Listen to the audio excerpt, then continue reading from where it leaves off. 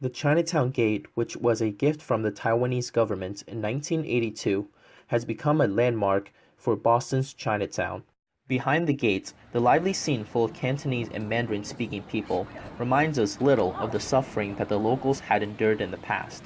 To get a good sense of the issues that Chinatown and its people face today, it is important to look at its history. The origins of Chinatown can be traced back to the Old China trade, which happened between 1784 to 1842. The U.S. imported products such as silk and tea from China, and one of the results of this exchange was that Chinese merchants were able to settle in Boston. This advertisement from 1865 is one of the earliest evidence of a Chinese shop located in the area. The origins of Chinatown can also be traced back to 1870, when 75 Chinese workers were brought in from California to break up a labor strike in Samson's shoe factory. In the following years, many Chinese workers followed their footsteps in search for job opportunities as the construction of the Transcontinental Railroad finished, and anti-Chinese sentiments rose in California. Not far from Chinatown Gate, the Pingyang Alley, which runs between Oxford and Edinburgh Street, is considered by many locals to be the birthplace of Chinatown. In 1878, former Chinese railroad workers, now working in shoe factories, set up a tent on this now shabby alley. Workers like these likely remained bachelor because of the Chinese Exclusion Act of 1882. Pictures like this one, taken in 1920, were extremely rare in the late 19th and early 20th century, since only the rich merchants had the resource to bring their wives and kids to Boston.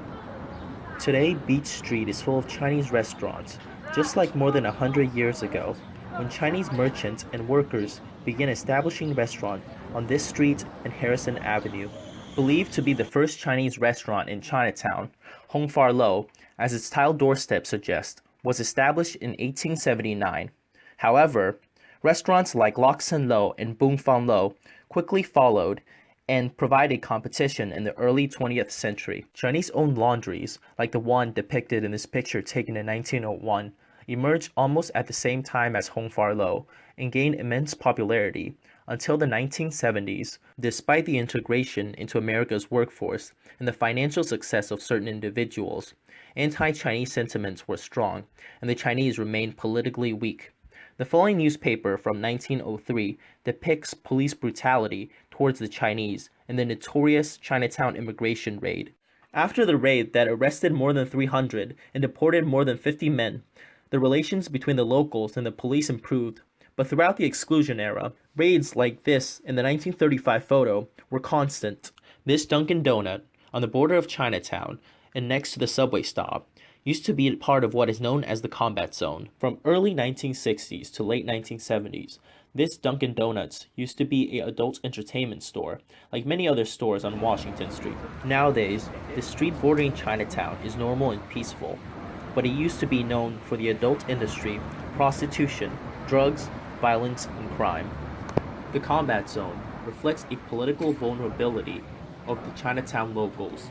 The area got its name because the adult industry would attract soldiers and sailors from the Boston Navy Yard, and they would often be in uniforms.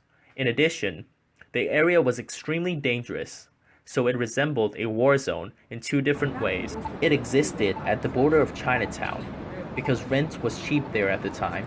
But more importantly, the Chinese lacked the political power and a political voice to keep them out.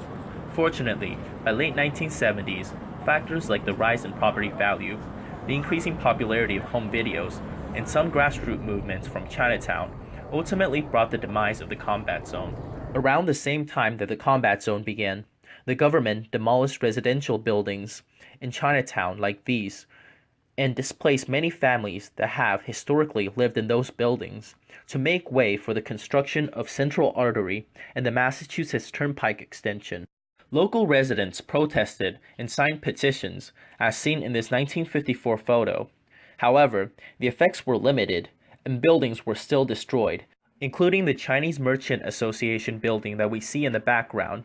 It lost a third of its height. In the present day, Tufts University controls about a third of the territory in Chinatown. The remaining two-thirds of the territory are slowly being eaten up by real estate developers. On One side of Chinatown Gate, a luxury residential building, has been newly built, and many similar ones have been built around Chinatown. This has driven the price of the local property up and has forced a lot of the Chinese residents away from Chinatown. On the other side of Chinatown Gate is a mural of some traditional Chinese folklore characters. Next to the mural are aging residents playing card games and talking to each other in their most familiar language. What would Chinatown be like in the future? It is very difficult to say, but looking